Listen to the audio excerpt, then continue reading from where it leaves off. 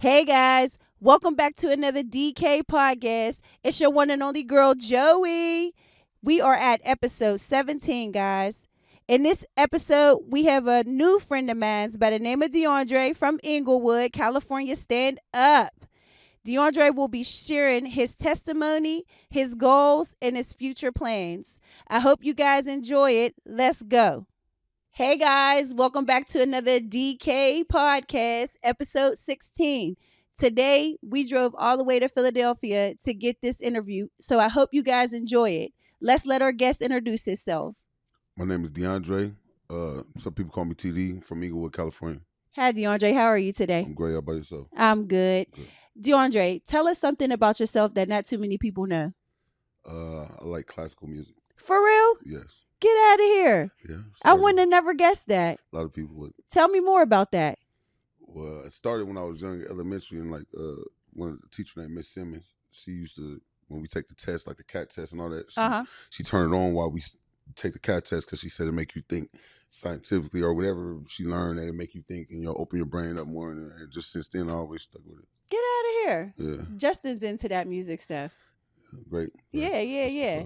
So DeAndre, I'm sorry. No worries. What brings you to Philadelphia? For work, actually. For work? Yes, okay. yeah. So right now you are doing what? I got a lot of things going on. So in the process of opening my own record company or developing my own record company. So entertainment more so than anything, but also I have a security company that I brand or, help high profile people. Okay. Like that, yeah. Okay. So tell me about your childhood, DeAndre. Childhood, started off not technically like everybody's childhood, started off kind of rough because I grew up I was kind of raised in the area where, before everything transpired, like my people was already affiliated, you know what I mean? With the red and blue types thing, but on the red side. So long story short, some kind of inherited through me and my brother of our growing up, developing or whatever. So it kind of just, it was a lifestyle that was already put at the door for you. Yeah. So how did that work as you were growing? Well, it didn't work. It was terrible. You know what I mean? Like I ended up losing a brother. My brother got killed. I'm sorry to hear that. In my grandma's driveway, like when I was like 16, he was 18 while he was cleaning rims. Long story short, he ended up passing away, and it detoured me, made your mind be a little bit more messed up or whatever. But so with that in the beginning of it, it just kind of like shit. It just was terrible. I mean, it was terrible. You know what I mean? In the beginning of it, but now you kind of look back and you see why you kind of go through the things you go through. Yeah. Because it kind of prep you and prepare you for the future. So do you feel like your environment shaped you into your future? Absolutely. If the things that negative didn't happen to me in my life, then I wouldn't be focused on doing so much positive. Yeah. So where did it lead you to? It led me to where we talking down a lot of different things that manifested, or that divine order. You know what I mean? Like basically just believing in, and at the same time also believing in yourself and believing in God. I think more so than anything, kind of keep you strong, keep you steered toward the direction of belief of, you know what I mean, that you will reach a better side of everything. Did it lead you into any like juvenile? Oh yeah, definitely juvenile hall. I'm in juvenile hall. I've been to county, state prison. I've been to federal prison. Yeah. What was the last stint that you've done? Like 3 years federal. But I actually went to federal prison for something I personally didn't do, but I was involved with certain people with it, and they wanted somebody to tell, and I didn't end up telling them like that, so I had to contact it. Okay, so you pretty much went to jail because of someone else's doing. So what is that, like being guilty by association? I look at it like more so deeper than that. I look at it like God always be removing me away certain times and things because like just with other situations in my life, he kind of removed me. When you don't be understanding why you're going through it when you're going through it, but then when you look back on it, you can kind of see, you can see why, you know what I mean? So that's more so what I look at it like. But yeah, definitely more than once I've been in there times where I didn't understand it. But however, it shaped me to where I'm, the person who I am today. So yeah, I totally agree that God sits you down for certain reasons. Facts. Absolutely. And I feel like a lot of times it's to save your life. More than not, you know what I mean? Like, or just to direct you in the right path to save other people's lives as well. You know what I'm saying? Whatever it can be, we don't really understand or know exactly what God intentions is, but I do know that he played a major part in it. You know what I mean? So So while you were locked up, did you have a plan when you came home to how you were going to get yourself on the right path? I had ideas and different things like that. So it was like you can plan, or whatever the case is, but you could believe in different things and manifest things. So I can't say I really planned, but I did do different things to where like now I see things manifesting that I did think about while I wasn't still thinking about or trying to plan, if I would say. But yeah, so for the most part. But I just kind of go with the flow. Can't really plan too much. Right, right. Yeah. So then once you came home, when did you come home? 2014, like June 2014. Okay. Yeah. So once you came I went home, 2011, August 18th, actually, 2011, and got out June 4th or something, 2014. oh, okay, Yeah. okay. So once you came home, um, what happened? What happened when you came home? When I came home, I ended up getting a job, of course, working in a rental car place, and just, just kind of getting reacclimated with society, rekindling the relationship with my daughter who was younger when I went. I was like she's probably about 4 or something like that. Mm-hmm. So, just reacclimating yourself with the family. Then also my grandmother, she had, my grandma who taught me how to pray, my beautiful grandmother, I love her. Nana, rest in peace. But Rest in peace. she ended up getting cancer when I went in the 3 years before, and then it went in remission until I got out. She died like 6 months after I got out. So, oh my goodness. Long story short, just a lot of different things happening, but for the most part, I think that it just put me in a place. It was just a setback that put that I went through to bring me forward. Put it that way. So you had a daughter. Yeah, I have a daughter. How old is your daughter? She's 19 now. Yeah. So how old was she when you went in for Probably the 4 or 5, something 4 or like 5? that. Yeah. Okay, and she was what, 7, 8 Yeah. when you came home? Give or take 8. Yeah. So do you think that affected her, you being gone? Of course, like especially if you've been in your daughter's life since she's been born. Of course. Not to mention, I still was like sending money from jail for my daughter. You know what I mean? Different stuff like that, whatever I could help. So yeah, I mean, no matter what, any child who doesn't have, if you grow up with both parents in the household, or if you don't, you know what I'm saying, it does affect you or it does assist you. You know what I'm saying? Either way. So I think definitely, you know what I mean, we never had that conversation, but I'm grateful that I made it back before her latter part. I mean, her older part of the years. Like, so it kind of left when she was younger, where she didn't understand, but kind of understand. Right. But yeah. So for the most part, yeah. So how's your relationship now? Great, I'm a girl dad. You're a girl dad? Yeah, I'm definitely a big girl dad. Yeah. I know that's right. For sure. So okay, so now you're home and you're getting reacclimated with your family and everything. What's the next move? What happens next? Well, the next move was just trying to find your niche. You know what I mean? Just trying to find out what, not really understanding or knowing. You know what I mean? Especially, I was kind of bitter. You know what I mean? Because I kind of felt like, man, why did I have to get that setback? Also, not understanding what was going on in my life before that. You know what I'm saying? So, not really, but that's how God worked. You ain't really supposed to understand it in the beginning. Right, right. So main point, I just was kind of trying to figure it out. You know what I mean? Just like anybody else, and but just pushing to figure it out, but having ups and downs and all arounds. You know what I mean? But at the same time, I think that it just put me in a place to come back and just know that I wanted more. Yeah. I needed more, and I felt like I believe I was supposed to have more. So something like that. Right, Yeah. right. So, would you say that some of your bitterness was also due to the fact that you losing your grandma?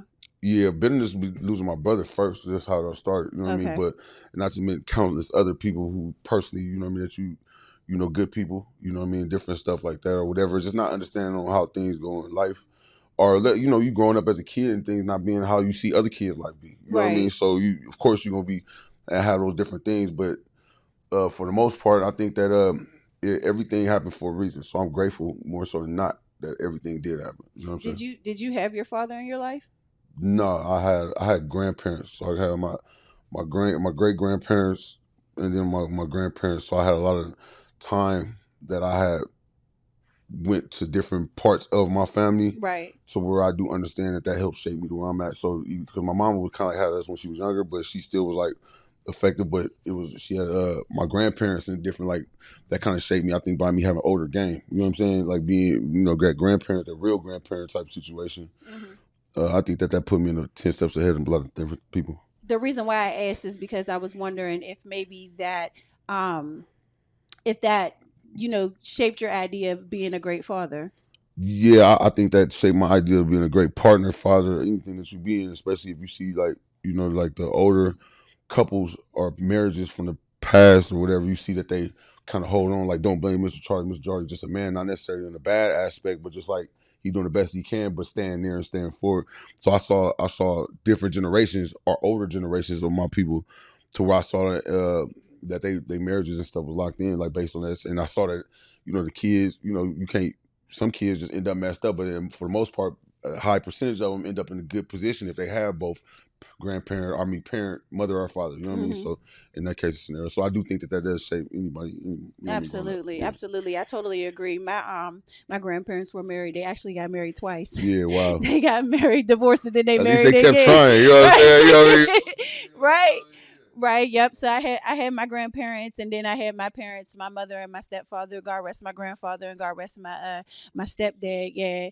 I also had my father, but he wasn't in the house. Yeah, my father's like hustlers in the streets. You know what I'm saying? So Yeah. our role models was like people, but I can't blame them because like how the generations was at that time, like the crack, the gang banging, all that different shit. So it ended up causing for people to be more lost. So those generations. That's why I feel like my grandparents' gang was the best, because like the generations after them kind of lost sight of they lost sight of like the civil rights movement or whatever the case is. So they didn't keep Right. on instilling that in us. So I think the gang banging and all that, however you want to look at it politically, you know what I'm saying, on that case. But I think the grandparent game the best game. You know what I mean? Absolutely, Yeah. absolutely. And I also wanted to say that I share a loss with you. I lost my brother, Oh, sorry, not to gang violence, but I lost my brother not too long after I came home. So yeah, that foul. pain is Horrible. definitely Rest is in peace. something else. Thank you. Yeah, So on a brighter note,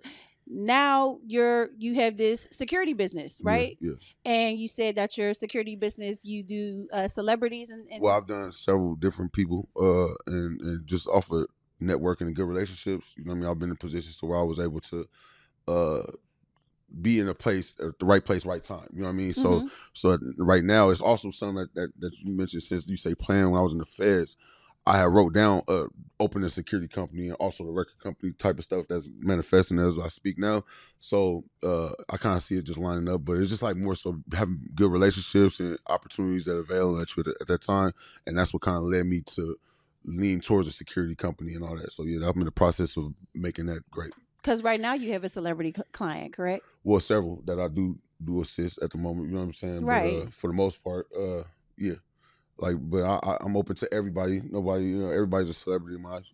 So tell them the story about how you even got connected with the one that you're working with right now that got you in Philly. Good relationships. You know what I'm Yeah. saying? Like I said, at the end of the day, just basically building and maintaining being a solid person. So I was blessed to have a good relationship with somebody that I maintain and the opportunity developed, which I'm grateful for. Absolutely, absolutely.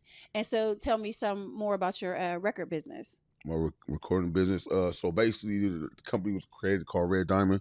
That was done by me and a couple of peers who also had shared the same loss. One of them name was Baby Red, and my brother name was Baby Diamond. So anyway, they created Red Diamond based on that. Oh, I like that. Long story short, the people who were already holding torch before me happened to pass and different things like that. So that's what kind of made me, and I wasn't really mentally stable at that time to even incorporate my full push towards it. You know what I'm saying? hmm Even though it has something to do personally with me too. So now I find myself leaning more towards that to build on that, just for the fallen. You know what I mean? Like I tell people, I live for the dead because living is ungrateful. You know what I'm Right, saying? right. A lot of people who passed away wish they were here hmm or had another opportunity. So I like to maintain my focus on appreciating, being chosen to still be here. You know what I mean? Absolutely. What kind of music do you guys deal with? Well, I'm open to all music, like, but at the moment, most people more lyrically hip hop type stuff. You know what I'm saying? But I have, I'm open to whatever. I'm open to music. As you see, I told you I listen to classical music, so whoever, whatever, you know what I mean? As long as it's legendary and legacy driven and longevity type of music, you know what I mean? hmm And good music at the same time, good vibrations. You feel me? Right, right. Yeah, Absolutely. yeah, good And happy music, whatever. where are you guys based out of? I'm from Inglewood, and I'm based out of Inglewood, Okay. but I currently live in Inglewood. I'm not gonna really expose where I stay at too much. You know what I mean? I don't know Y'all who don't out here. need You to know know what I mean? all But of yeah, that. just know Inglewood. You know what I Inglewood, mean? that's Yeah, that's it. That's it. Yeah. But Okay, so tell me what your future plans are. Do you have like your 5-year plan, 10-year plan? definitely I have a plan to open like basically build this business is, or because I have several ideas of different things that I want to get in the lane of. But number one is the first two that I explained as far as the security and the music company. Right. Secondly is I want to, firstly, I really want to obtain a home and create some kind of, collateral and property and et cetera like that, just for the well-being of, just to create that break that generational curse. Right. And so, lead by example for my my children, you know what I mean, whatever. So, and in the future. You need some water? I family, no, I'm good. Okay. But long story short, yeah, I definitely would, number one, get a house, you know what I mean, and put yourself in the perspective to where you comfortable, you know what I mean, you see the profits and you see the gains, and you also throughout all the turmoil and the pains, you know what I mean? Absolutely. Yeah. Excuse me one second. Yeah, take your time. Where is my water? Y'all done stole it. But no, it's all right. That's still the water. I don't know what happened to it. You know what I'm saying? Won't he do it? And we're back. We found his water, even though he said it was conspiracy. I mean, it's all the way over there, and I thought it was right here. So he also blamed me for turning the air down, y'all. It was cold in here. It ain't like it is in Pittsburgh. Okay, I feel like we went to a whole nother season. It's winter up here, y'all, for real. Yeah, it never rains in Southern California. Okay, so you said that your goal is to get some property. Your goal is to also be great. You know what I mean? Just be great. Be better. Making sure that your ending result is not your beginning result. You know what I mean? Because just because the way it Absolutely. started don't mean the way it's going to finish. Absolutely. So, you know what I'm saying? And just make sure you do it before you diminish. I know that's that right. Yeah. I ain't mad at you at all. At all. So, okay. So now we know what your goals are or what your plans are for the future. So now I want to ask you, what would you tell somebody who is incarcerated right now? What I would tell somebody incarcerated, first off, never forget those days, them painful days you were in there. So that way, that already gonna shape you when you get out, that you never want to go back there. You know what I'm saying? So don't forget your worst days in there. Like somebody told me, they said your greatest day in jail beats your worst day on the street. You know what I mean? So keep in mind that you also don't want to end up being one of those people who go back. You know what I mean? Because I always grew up with a lot of people where it's like it was regular to go to jail. You know what I mean? Just by wearing red, you go get a year bullet. You know what I'm saying? Just about having on red, and you come into the park, you end up with a year parole violation for a year. So, and I never could understand that. You know what I mean? So I believe, like, we all make mistakes, go to jail, but I don't like to go back to it. You know what I'm saying? Or whatever, you know what I mean? You kind of had those different times in your life. So just main point is just make sure you set yourself up, never go back.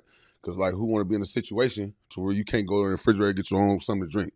Who want to be in a position where you have to take a shower with another dude, or be in a position to where you only secluded to a certain field and chow hall and certain program, you know what I mean, when it's a big world out here. So just think about the world, you know what I'm saying? Just think about, you know what I mean, that ain't, I mean, unless you want to be one of those people confined, you know. So, but other than that, just don't forget that pain and that struggle and that hurt when you in there. Them times you don't have no soups, times that you didn't have no money to get no, you got to call and ask for help. The times that people told you they was gonna do something for you and they didn't, and then you was over here sick and all that. Don't forget that, because I think that'll make you not go back.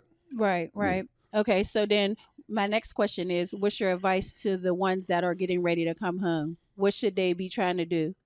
My advice to the ones that be coming home, make sure you believe in yourself, and you make sure that you push yourself not to go back. Because, like, what's the point of coming home if you gonna go back? You know what I'm saying? In my head, you know what I mean? Like, I feel like, don't get me wrong, you know what I mean? But also, the people who come home don't get, because what I come to realize with a lot of people who I know, several people, some people did 18 years, they forget that 18 years they did. You know what I mean? How hurt. And then we so caught up and sensitized to thinking that we only know a certain way to get money, like a certain area of lane or that.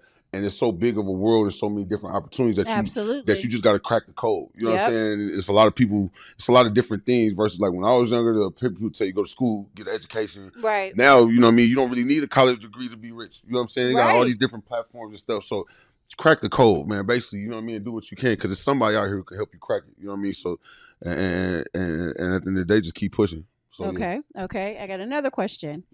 What do you tell the person who is home, who's trying to get on the right path? Keep praying. You know what I'm saying? Keep praying, and then also keep believing in yourself. Because one of the biggest things about it is, like, just because somebody else believes it don't make it true. Because somebody might see you doing something and not understand what you're doing, or not approve of what you're doing, but at the same time, you don't need nobody approval first. Right. But God.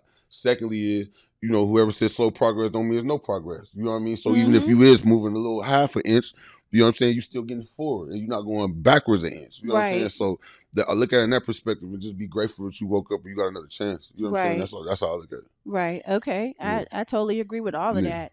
Okay. And lastly, Mm-hmm. lastly, what would you say to the youth? Look at the camera and tell the youth whatever Um, it is that you want to say to them. Don't listen to these bozos telling you to keep it gangster, do all that old weird stuff, because it's not like that. You know, basically go up there, get up there, get out there and get something. You know what I mean? And also cling to somebody who better for you and not worse for you. You know what I mean?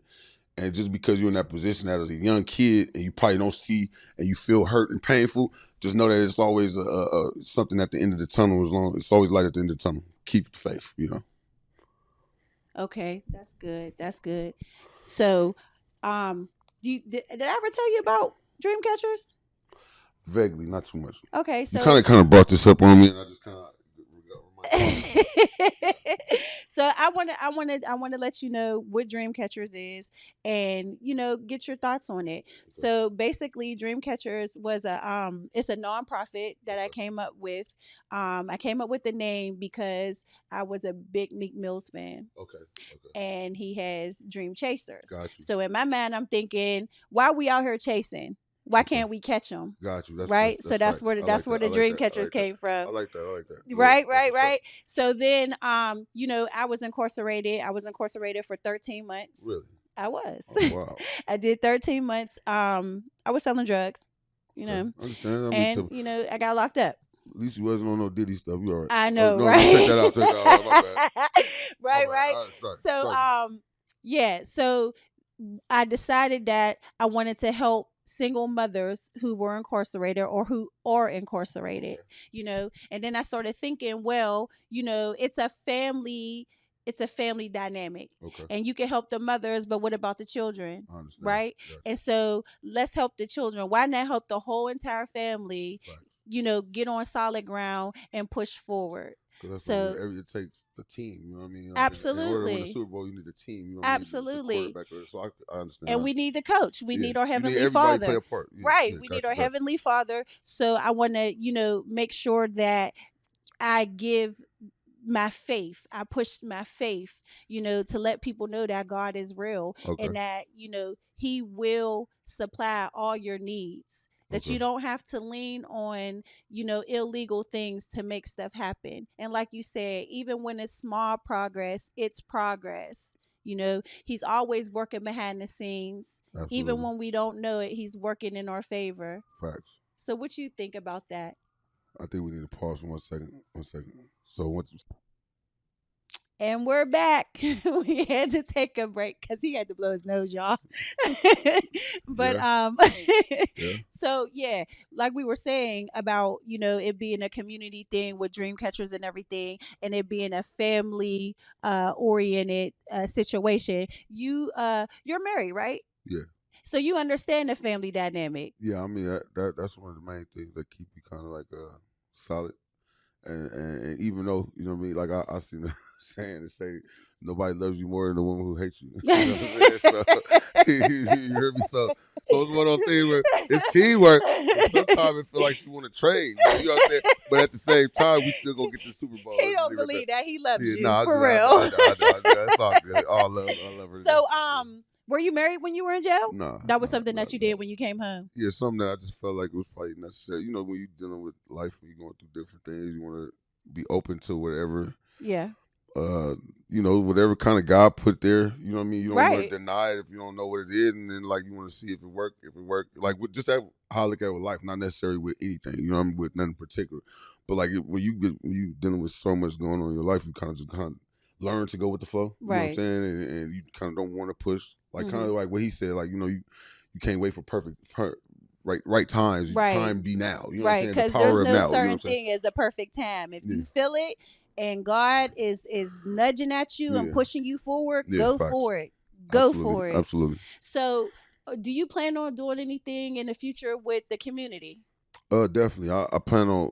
Number one is helping stop young men from dying in the driveway like my brother did. You know what I'm saying? Absolutely. Go clean the rims and one of the things that I didn't get a chance, but I had just talked to my brother. Like we was like, where you about to go? And he's like, oh man, I'm about to go to the baby shower or something. Then he was like, man, he got saved, and he was like, "Are you gonna stop cheating?" You know what I mean? With actually the girl who I'm with now, her cousin he was dealing with at that time, another girl, but he was like, "I'm gonna stop cheating on Whoopty Whoop." I'm looking at the dude weird because I ain't really used to hearing this. But by the time I made it in the house to the kitchen, I heard the shots and they had killed him. You know what I'm Oh saying? So no. with that being said, I that always stuck with me because my brother was one of those people who like used to do 10-hour shifts at 18 or always try to get a job, always try to do something to do better. And then like to hear him and see him be the person he was and to becoming the person that he wanted to change and all that stuff, you know what I mean, being the product of our environment, it always made me feel like I wanted, you know, he lived through me, two people lived through me, you know what I'm saying? Because I Absolutely. had to make sure his dreams, so this was also one of his dreams to rap and do all that. So I used to just be the ones who try to beatbox for him. So main point, just to stop, you know, because kids nowadays, people, you know, it's not like it was first and foremost. Secondly is, you know what I mean, you know, need to deal with these creeps out here and kids, you know, so I believe, because I got a lot of good people who have passed away. So I feel like I'd rather them have been a doctor, lawyer, basketball player instead of this weird ass, excuse my language, but this weird stuff that's just transpired where they lost lives and hindered and hurt other people's families and different stuff like that. Right, So main right. point is just helping people, because that's one of the biggest things in my life. I didn't have the guidance probably needed at that time too. My brother was like the influential aspect to me. So when I lost him, I didn't really care too much about too much of nothing. Right. So, but just having the helping people to have that in place to help you see his other options versus, you know what I mean, being a part of this thug life or this gang life or whatever you think is, because it's really not no, it's not no, the end result of it is really, you know, it's only certain ways that you're gonna go, and it's Yeah. not nothing that's gonna be uplifting for you yourself or your family. Nothing Yeah, positive. It's facts, either the facts, grave or jail. That's facts. it. Absolutely. That's it. Yep. And it's the fact Or that or you a smoker, smoked out parole officer, parole violator. Yeah, right, right. yeah.